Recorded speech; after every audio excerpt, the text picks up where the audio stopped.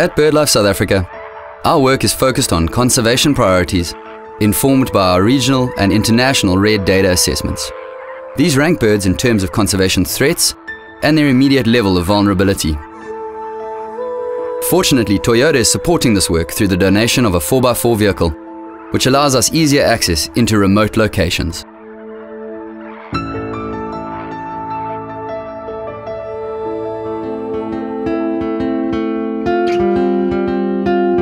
Getting up before dawn is a lot easier when you're really passionate about your work. I work for Birdlife South Africa, an NGO dedicated to the conservation of birds and their habitats.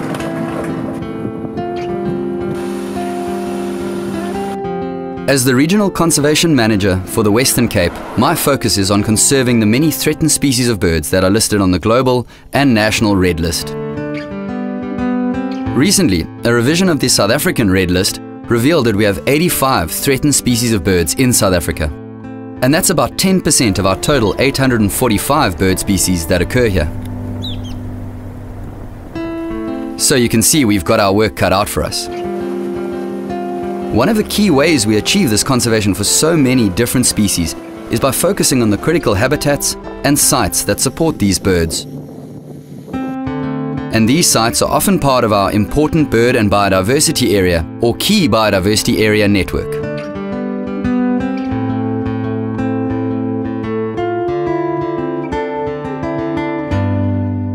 To understand whether the different species are threatened or not, we need to do regular counts of them. So fortunately, I get to drive out to these beautiful places on a quarterly basis, doing habitat assessments, counting the birds of the different species in order to maintain accurate population assessments and understand how the birds are faring and how our conservation actions are working over time.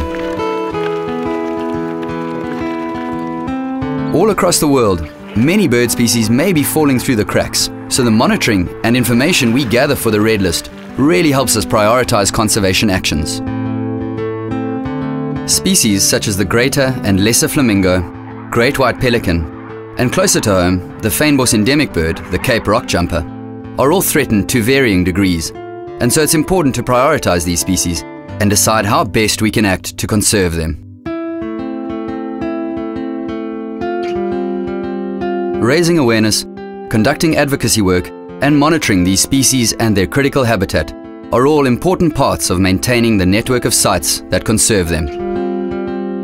Fortunately, the Toyota contribution and support of Birdlife South Africa has made a lot of this work possible, allowing us to get into these off-the-beaten-track places that we otherwise may not be able to reach.